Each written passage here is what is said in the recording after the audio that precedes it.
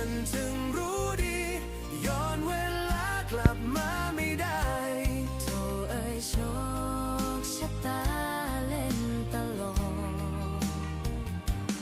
ลืมตาตื่นมองฉันอีกครั้งจะบรรเลงเพลงให้เธอฟังให้เหมือนเคยดัง